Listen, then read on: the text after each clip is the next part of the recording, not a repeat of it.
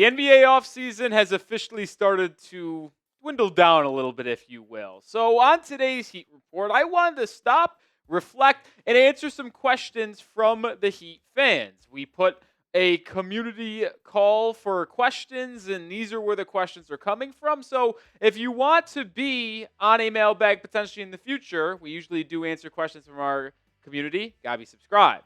We'll start with my guy C Nogs3. What's the biggest mistake the Heat have made since signing Jimmy Butler? Obviously, that Jimmy Butler sign and trade took place in 2019 offseason when they traded away Josh Richardson and some other little things to get Jimmy to the 305. And to me, without a second of hesitation, the biggest mistake the Heat made after making that move was not pushing the chips to the table. In the Jimmy Butler era, Miami made the Eastern Conference Finals 3 times, winning 2 of them, which means they made it to the NBA Finals twice, where they lost in 6 games to the Los Angeles Lakers and then 5 games against the Denver Nuggets. Well, in between those trips to the NBA Finals, they did not make the necessary upgrades to the roster to take them from a contending team to the title team. And they missed out on stars along the way. The 3 that obviously are going to come to mind are Damian Lillard, Kevin Durant, and Donovan Mitchell. D-Mitch and KD became available for Miami at multiple junctures when he was originally traded from Phoenix to Brooklyn, the other way around, Brooklyn to Phoenix, multiple times. They didn't trade for him at the deadline. They didn't trade him for him in the offseason. Same thing with Donovan Mitchell when he was traded from Utah to Cleveland. And then obviously Damian Lillard, we know how that saga played out. I don't know if you can call it they were asking for too much, but to me, if Miami was willing to offer Herro and the rest of the draft picks they had for one of those 3 guys, they probably would have been able to get them. That wasn't the case. Miami never did that, and then a championship was never won. I know a lot of people are going to probably mention the Terry Rozier trade. That certainly was a brutal one as well, but not pushing the table or the chips to the table, not trading Herro and draft capital to get a 3rd star alongside Bam and Jimmy, I think was the biggest mistake Miami made. If you did not get on today's mailbag but are subscribed, there's another way to get my thoughts known. Hit me up on social media for more. I talk about Heat basketball every single day. My handle is Nic_Rohloff on Twitter/X. Go give me a follow. You can ask me any question anytime. Jermaine with a question. Would you trade Herro to get a real point guard if there was a trade available? Yes. Short answer, yes. But I will say this. It has to be a clear upgrade for Miami for me to trade Tyler Herro. Obviously, the extension is going to come up in this conversation. He's got 2 years left on his deal, this season at $31 million, and then next season at $33 million before he is technically an unrestricted free agent in the 2027-28 offseason. So, yeah, that is something that comes into consideration. But I'm also not trading him just to trade him for a lateral move. Like, it has to be a clear upgrade, and I don't think there's many out there. Like, if we're going to be honest, like, is Trae Young better than Tyler Herro? Probably. Is he that much of an upgrade over Tyler Herro? No. And is Trae Young a $45, $50 million player on a championship team? Not sure. I would do it for Ja Morant. Like, if you could trade Ja and maybe or for trade Herro and 1 draft pick for Ja, I would do it without a question. But I just don't think there's a lot of options out there for Miami. So when you ask if they would trade here for a real point guard, I'm not sure Pat Riley in Miami would. I would be willing to do it, but I just don't see one coming to fruition. Miami Heat fan, do you think we could do a big trade this season involving Tyler Herro or Bam Adebayo? Okay. I lean no, and that kind of just goes back to the question we just answered. I don't see the Heat trading Tyler Herro for a clear upgrade. Now, I do think he is a lot more likely to be traded than Bam Adebayo. Bam obviously turning 28 last week. I don't see a world where they trade Bam. He is the captain. He is the pillar of this franchise. I know some of you people in the comments do not like Adebayo due to his inability to be an offensive juggernaut. But what he brings to the table in terms of his work ethic, consistency, and professionalism on the defensive end, that is everything Miami Heat fans should want out of their franchise player. And I could see them maybe selling Tyler Herro at the trade deadline, or maybe next offseason if no extension occurs. Like Herro wants 50 mil, Miami's not willing to give anything higher than 40, and it's just like, well, this is going nowhere. We don't want a Jimmy Butler situation, so we might as well just trade Tyler Herro now for draft picks or other assets and just move on. So if you had to make me choose which one is more likely, I would say Herro. But if we're going to be frank here, knowing the Heat front office, none of these two are going to be traded this upcoming season. But I do want to ask you, which player would be more likely to be traded?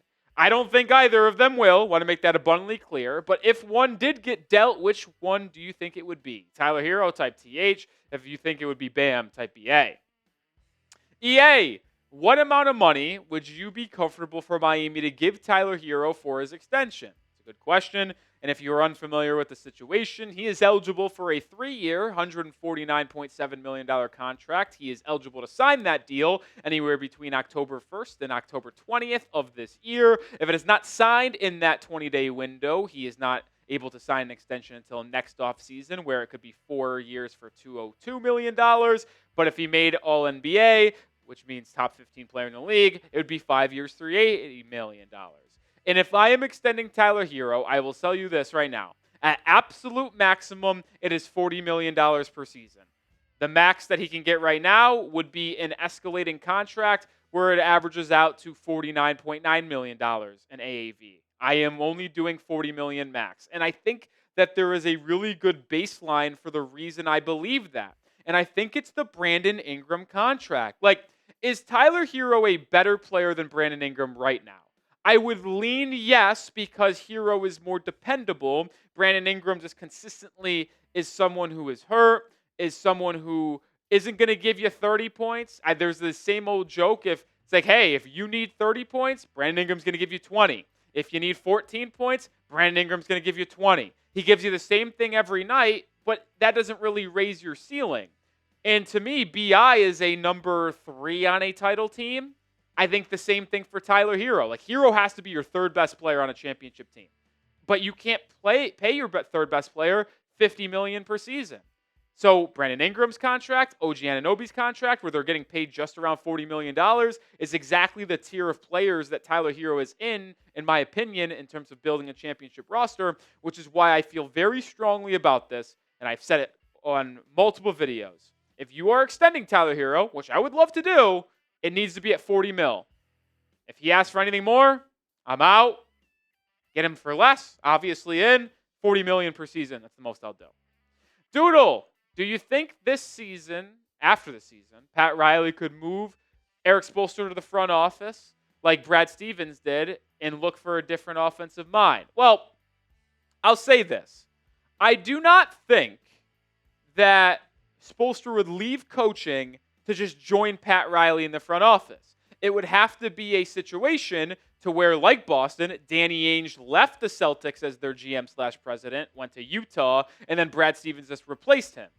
It would have to mean Pat Riley steps down and Erik Spoelstra is the replacement. But the short answer is no. Pat Riley said it in his end-of-season press conference this summer that he does not have any plans on stepping away from the game anytime soon. He feels very good. He feels youthful for his age. He is 80-plus years old. So it sounds like he is going to be the GM/president for at least 2 or 3 more seasons. But when he does step down, whenever that time comes, I do want Erik Spoelstra to replace him. I think it would be a great transition for Spo to go from the coaching seat to the GM president seat and then find a new young head coach, just like Boston did. It worked really well for them. Obviously, Ime Udoka was an unbelievable coach, but he had to get moved off of, and then they found another good coach in Joe Mazzulla. So I think that's the best way to go about it, and I think Erik Spoelstra would be really good in that front office. Make sure you are subscribed to the Heat Report for daily Heat videos on news, rumors, mailbags, player segments. We have you covered with everything you need around the Miami Heat, so subscribe today and join us here at the Heat Report. My guy Tyson Bryant. Speaking of Tyson, he's been around on the channel for so long. What a legend. Shout out to you, Tyson.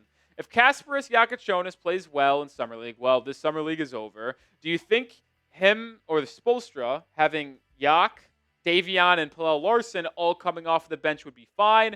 I feel like it would work because Spo did play Larson at the 3 at points in this past season. Well, I do want to make it abundantly clear here that Pallel Larson, I would not even consider close to the same position as Davion and Yakachonis. I know Larson played a lot on ball for Miami in the summer league, but I don't think that that is something you will see happen often in the regular season whatsoever. That is just not realistic in my opinion. And when you think of what Miami has on its current roster, where we currently stand, I just envision them starting their best five. Maybe I'm right, maybe I'm wrong. But if they did that, this is what your starting lineup would look like.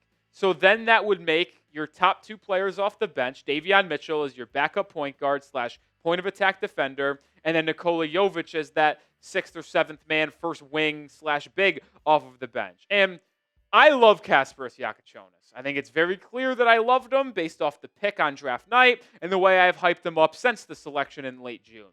But based off what I saw in the California Classic and at the Las Vegas Summer League, I am having a hard time finding inspiration and optimism that Yakachonis will get a ton of playing time for this team. We know Erik Spoelstra, although the plan is to play a lot of the young guys, Spo is here coaching to try to get wins. And do I think Yakachonis can help provide Miami with a lot of wins this year? I really don't. He's 19 years old. He's got a lot of stuff he has to work on. I like his competitiveness. I like his toughness. I even like his defensive ability. It's impressed me with what I saw at Summer League, and that's been the biggest surprise for me.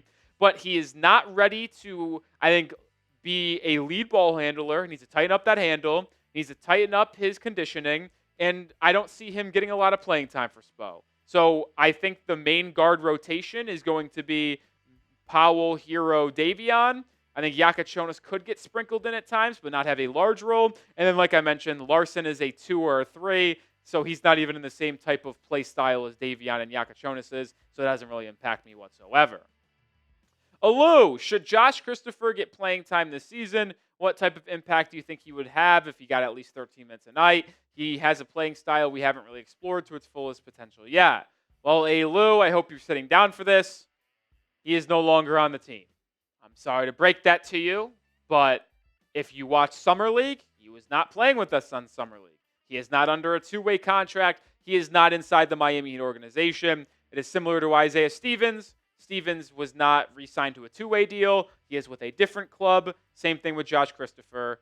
The only player that was retained from last year's two-way squad was Kashad Johnson. He has a standard contract. But Christopher, Stevens, two of the three two-way guys a year ago, not with the Heat anymore. Well, I think Alu's going to be sad about this when he hears it, but let me know your thoughts. Are you guys sad that Josh Christopher is gone? Type Y if yes, type Ben for no. I know he hooped in the Summer League last year.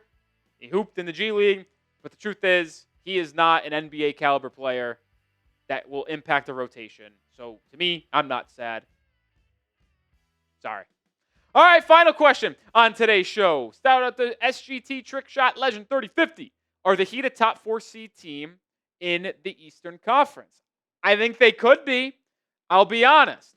I showed this graphic on a show a week or two ago, but I made a tier list of every team in the Eastern Conference, and I stand very firm on this. The top 3 teams in the East, without a question, the favorites to win the conference and represent the East in the finals are the Cavs, Knicks, and Magic. I don't think that is going to change unless some crazy move happens. I put the Heat in that second tier with Atlanta and Detroit. I think the Norman Powell addition is just so good. He's going to be so awesome for Miami offensively. It also pushes Andrew Wiggins back to his more normalized role on the offensive end, so he's not forcing anything. It will just create a more well-balanced offense and team. And with Halliburton out for the year, the Bucks roster taking a step back, Tatum out with no Drew Holiday and Porzingis, and I do not trust Philly. Like, I do think Miami is in a tier above those other teams that have injuries and declining rosters. So if you're asking me if the Heat can be a top 4 team in the Eastern Conference, I think they could. I would still probably rank Atlanta and Detroit ahead of them. I think they're in the same tier, but I would give the slight edge to Detroit and Atlanta. So if I had to put gun to my head, I think Miami would be out of the play-in. They would be a top 6 team this upcoming season. I think it would take a lot for the to go right for Miami, for them to be the top 4 seed in the East, they would have to stay healthy for the most of the season. I think maybe an injury would have to occur to Atlanta or Detroit, because obviously the Pistons were better than us last year, and they're only getting better, adding Karis LeVert and Duncan Robinson with improvements internally, bringing back Jaden Ivey as well, who missed half of the season last year. Atlanta gets Jalen Johnson back. They add Kristaps Porzingis. They add Nickeil Alexander-Walker. Like, they have such good improvements to where Miami, I think, improved with Norman Powell, but not to the level that Atlanta and Detroit did. So I think Miami could be a 4 seed if things went their way in the injury luck and everything clicked for the Heat. But I would probably have them as the 6th best team in the Eastern Conference right now, but absolutely still in that same tier where they could beat the Pistons or Hawks in a 7-game series when it came down to it. All right, I'll do it for today's show. As I mentioned earlier, if you did not get featured on this mailbag, make sure you're subscribed to get potentially on the next one we ask for questions. But you can also hit me up with more questions surrounding the Miami Heat over on my social media. So go give me a follow right now at Nic_Rohloff.